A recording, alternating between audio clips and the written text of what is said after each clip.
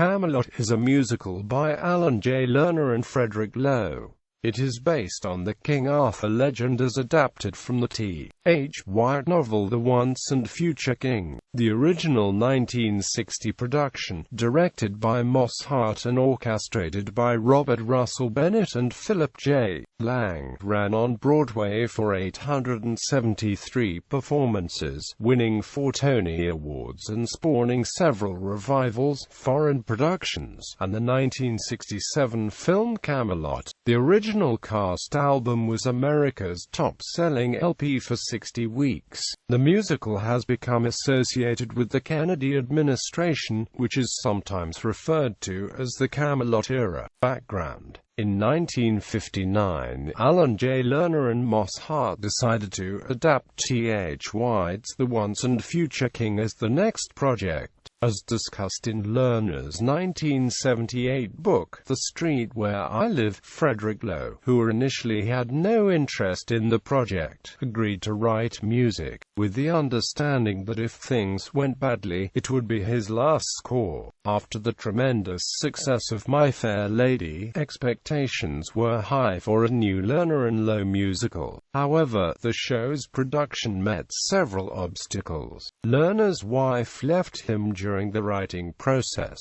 causing him to seek medical attention and delaying the production. When Camelot began rehearsals, it still needed considerable work. However, the producers were able to secure a strong cast, including Julie Andrews, Richard Burton, and Roddy McDowall, as well as Robert Goulet in his first Broadway role. John Cullum also made his Broadway debut as Sir Dinadan. Bruce Yarnell was Sir Lionel. Cullum later replaced McDowall, and William Squire replaced Burton. Other replacements included Patricia Bredon, Catherine Grayson, and Janet Pavic for Andrews.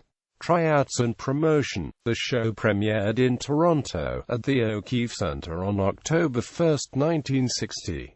It overran drastically. It was supposed to last 2 hours 40 minutes, and instead clocked in at 4.5 hours. The curtain came down at 20:01 in the morning. Lerner later noted that only Tristan and Isolde equaled it as a bladder endurance contest. Noel Coward was supposed to have remarked that the show was longer than the Gotterdam rung.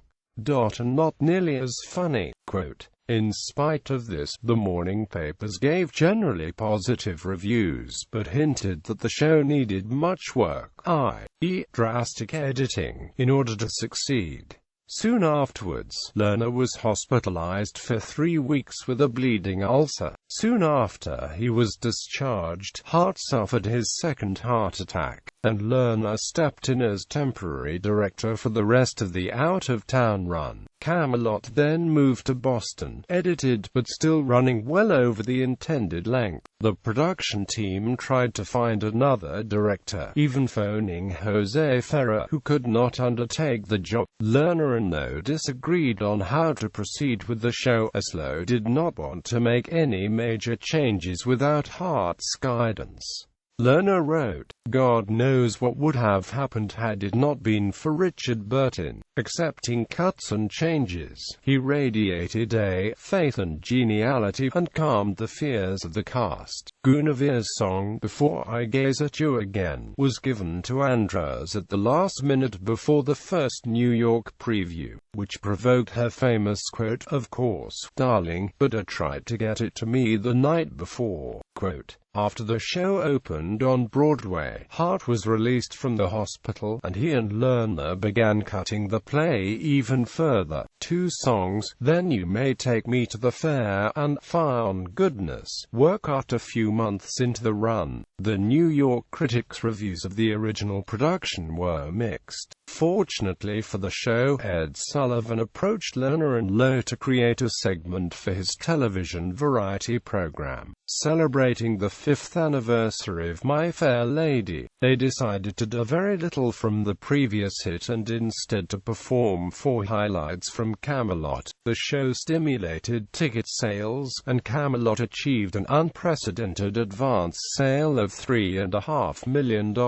Robert Goelet received favorable reviews, most notably for his rendition of the show-stopping romantic ballad, If Ever I Would Leave You, which became his signature song. After Camelot's run, Goelet appeared on The Danny Thomas Show and The Ed Sullivan Show, which made him a household name among American audiences. It was also publicized, just after the assassination of President John F. Kennedy, that the show's original cast recording had been favorite bedtime listening in the White House, and that Kennedy's favorite lines were in the final number. Since then, Camelot has been associated with the Kennedy administration. The obstacles encountered in producing Camelot were hard on the creative partnership of Lerner and Loewe, and the show turned out to be one of the last collaborations. Camelot was Hart's last Broadway show. He died of a heart attack in Palm Springs, California, on December 20, 1961. Danger Mouse and rapper Gemini on the 2003 debut album Ghetto Pop Live sampled part of their new May Take Me to the Fair on the track Don't Do Drugs. Productions, original production and tours. Camelot opened on Broadway at the Majestic Theatre on December 3, 1960 and closed on January 5, 1963 after 873 performances and 2 previews. Directed by Moss Hart, the choreography was by Hanya Holm, scenic design by Oliver Smith, costume design by Adrian and Tony Duca, and lighting design by Ib Fader. It won 4 Tony Awards. The original cast album was America's top-selling LP for 60 weeks. A 2-year U.S. tour followed the Broadway closing, starring Kathryn Grayson and William Squire, who was succeeded by Lewis Hayward. There was also a 1963-64 bus and truck tour starring Biff McGuire as Arthur, Jeannie Carson as Guinevere, and Sean Garrison as Lancelot. Yet another company toured with the show in 1964, starring Howard Keel as Arthur, Constance Towers as Guinevere, and Bob Holliday as Lancelot. An Australian production opened in Adelaide in October 1963, produced by the J.C. Williamson Company and ran for 2 years. Original London production. The London production opened in August 1964 at the Theatre Royal, Drury Lane, and featured Lawrence Harvey as Arthur, Elizabeth Larner as Guinevere, and Barry Kent as Lancelot. It played for 518 performances. The film version was made in 1967 starring Richard Harris and Vanessa Redgrave. Subsequent productions. Richard Burton reprised his role as Arthur in a revival that ran from July 8, 1980 to August 23, 1980 at the New York State Theatre at Lincoln Center.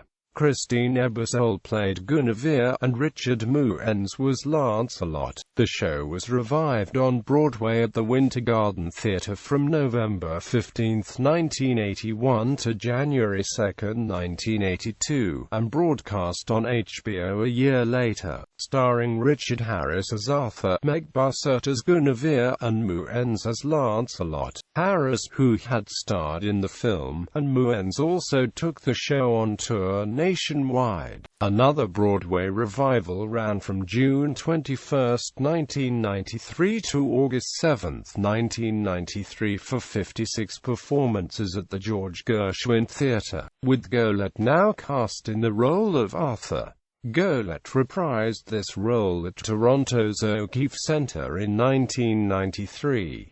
An 18-month U.S. tour, starring Michael York as Arthur, Rachel York as Guinevere, and James Barber as Lancelot, began on January 9, 2007 and ended in April 2008. Alan J. Lerner's son, Michael Lerner, contributed changes to the libretto, and Glenn Casal directed. From June 27 to 30, 2007, the tour played at Toronto's Hummingbird Centre, where the musical had premiered in 1960. While the 2007 Michael York tour was performing across the U.S., Candlewood International ran a separate, largely non-equity national tour that played to cities not visited by the Union Tour. The Morgan Le Fay character was removed as it had been in all previous productions since 1964. Jeff Buxbaum directed and Paula Sloan choreographed a cast headed by Robert Brown as Arthur, Matthew Posner as Lancelot, Molly Vogt Welch as Guinevere, Gregory Van Acker as Sir Sagramore, Jeff Lutz as Mordred, and Heather Faith Stricker as Lady Catherine. From May 7 to May 10, 2008, the New York Philharmonic presented 5 semi-staged concerts of Camelot directed by Lonnie Price and produced by Thomas Z. Shepard, starring Gabriel Byrne as King Arthur, Maron Mazzie as Guinevere, and Nathan Gunn as Lancelot. It featured Christopher Lloyd as Pellinore, Stacy Keach as Merlin, Mark Kudish as Lionel, Bobby Steggert as Mordred, Will Svensson as Sagramore, Christopher Sieber as Donadan, Fran Drescher as Morgan Le Fay, and Rishi Mutalag as Tom of Warwick. The May 8 performance was broadcast nationally on Live from Lincoln Center on PBS. Camelot was also put up in San Francisco at San Francisco Playhouse in July 2013, where it received raving reviews. Roles and original cast: King Arthur, Richard Burton; Queen Guinevere, Julie Andrews; Sir Lancelot, Robert Goulet; Merlin, David Hurst; Pellinore, Robert Coote; Mordred, Roddy McDowell; Sir Donadan, John Cullum; Morgan Le Fay, Emmy Eldad Plus; Lady Catherine, Virginia Allen; Nemours, Marjorie Smith; Sir Lionel, Bruce Yarnell; Sir Ozana, Michael Kermayan; Sir Sagramore, James E. Gannon. Plus, in subsequent productions, Alan J. Lerner removed the Morgan Le Fay role to make the second act less comical, replacing the scene between her and Mordred with a Mordred Arthur scene. 1982 HBO revival cast: King Arthur, Richard Harris; Guinevere, Meg Bossert; Lancelot, Richard Muenz; Merlin, James Valentine; Pellinore, Barry Ingham; Mordred, Richard Backus. Synopsis: Act 1. King Arthur is nervous about his upcoming arranged marriage and is hiding in a tree. Merlin the magician, his wise tutor, calls Arthur down to warn the young king that he must learn to think for himself. Merlin, who lives backwards in time and remembers the future as well as the past, knows he will soon be separated from Arthur. Merlin persuades Arthur to climb down and chides him for his unkingly behavior. Arthur, then left alone, ponders both his subjects and his own feelings about the intended nuptials. Arthur hears someone coming and scampers up the tree again. Guinevere, Arthur's intended bride, comes to the woods. She does not like the idea of being queen, preferring to live an ordinary life. She stumbles into Arthur, who initially calls himself Wart, and then, hearing of her reluctance to marry, tells her of the joys of life in Camelot. It is love at first sight, and they almost kiss, but are interrupted when Arthur's attendants come upon the two of them. He is revealed as the king. He tells Guinevere the story of how he pulled the sword from the stone and became king, and she finally agrees to marry him. The wizard Merlin is amused by this development, but his joy turns to sorrow as his memories of the future begin to fade. He realizes that Nimue, a beautiful water nymph, has come to draw him into her cave for an eternal sleep. He begs Nimue for answers, as he has forgotten if he has warned Arthur about two important individuals, Lancelot and Mordred. His memories fade permanently, though, and he is led away.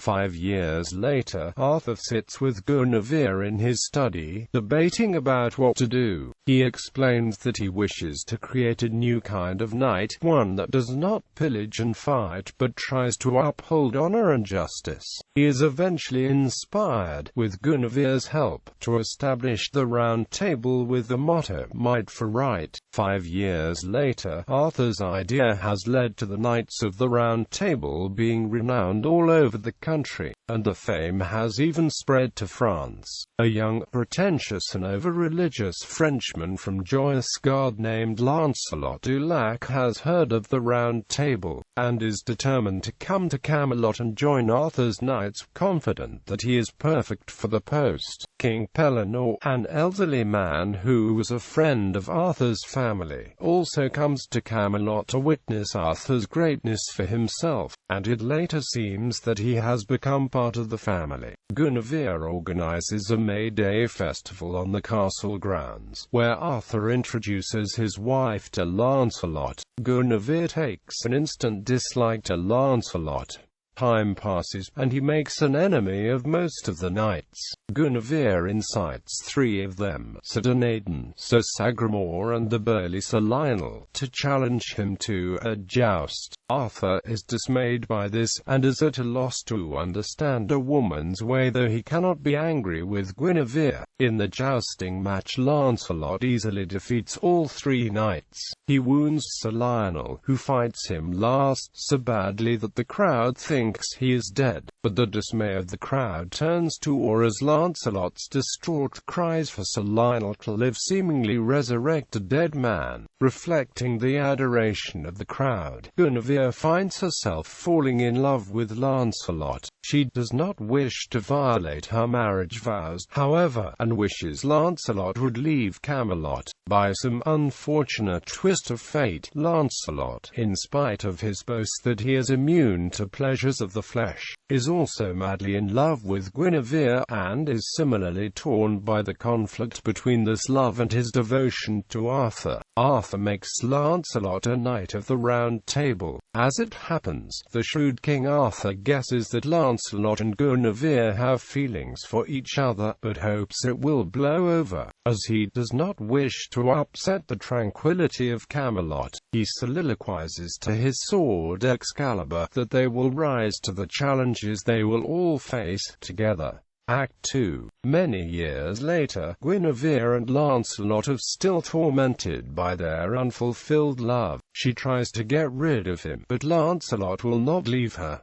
They both believe that Arthur is not aware of it. Nevertheless, she remains faithful to Arthur, and helps him in carrying out the affairs of state. Mordred, Arthur's illegitimate son, comes to Camelot to dishonor the king and tries to gain the throne for himself. Arthur puts him in charge of the knight's training program, not knowing that Mordred is there to destroy the Round Table in revenge against Arthur for abandoning him, and detests the idea of being a knight. Arthur begins to feel the strain of ruling England, and both he and Guinevere wonder what commoners do without any such responsibilities. Mordred, meanwhile, has devised a plan to ruin Arthur and his kingdom permanently. He enters an enchanted glade where his aunt, the sorceress Morgan Le Fay, dwells in an invisible castle. Morgan has a sweet tooth, and though she likes Arthur, Mordred manages to bribe her with a large supply of sweetmeats, to build one of her invisible walls around Arthur for one night, so that when he goes on his hunting trip the next day, he will not be able to get back to the castle. Meanwhile, Mordred incites the knights to remember the former days of fighting and pillaging, and turns them against Arthur. With Arthur gone, Lancelot, unable to stop himself, visits Guinevere in her chambers, as Mordred fully suspected he would.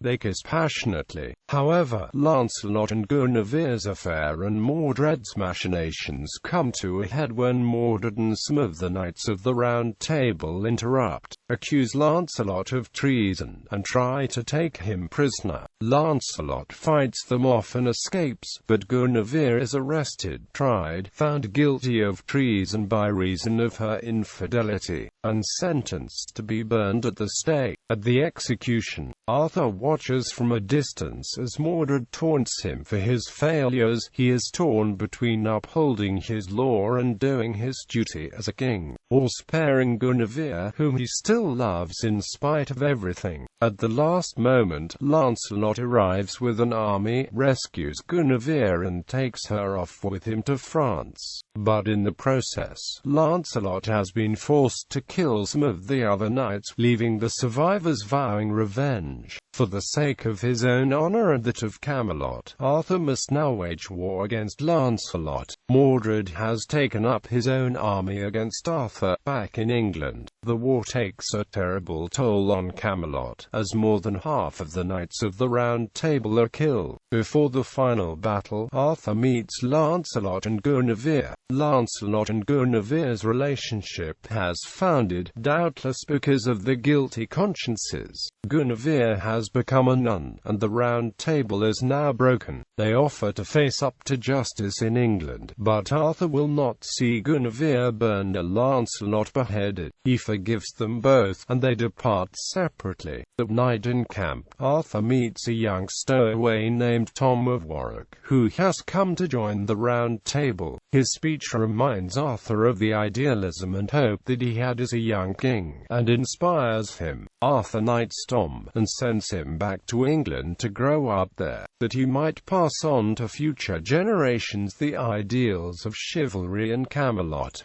Musical numbers. Section cut shorter into the original 1960 run, still present on cast album, restored in most subsequent revivals. Critical assessments. The New York Critics' reviews of the original production were mixed to positive. A 1993 New York Times review commented that the musical has grown in stature over the years, primarily because of its superb score. Combined a lyrical simplicity with a lush romanticism, beautifully captured in numbers like "I Loved You Once in Silence" and "If Ever I Would Leave You." These ballads sung by Guinevere and Lancelot are among the most memorable in the Lerner catalogue. King Arthur supplies the wit with songs like "I Wonder What the King Is Doing Tonight." A 2003 review noted, "This musically rich, legend-based classic evokes enough swashbuckling spectacle to keep one smiling, and for lovers of dime store romance, Camelot has it all: a beautiful English princess swept off her feet by a shy, but passionate bachelor king, an ardent French knight, torn between devotion to his liege and an uncontrollable hunger reciprocated, to be sure, for the king's tempestuous wife."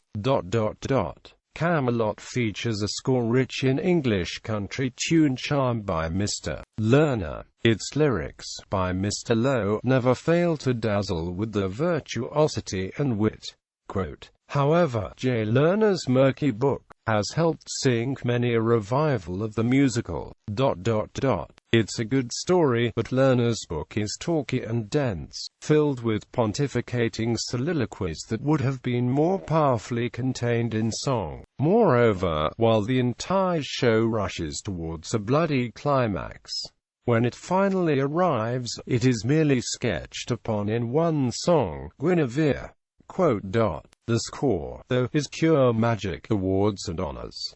1961 Tony Awards. Best Actor in a Musical, Richard Burton. Best Scenic Design, Oliver Smith. Best Costume Design, Adrian Tony Duquette.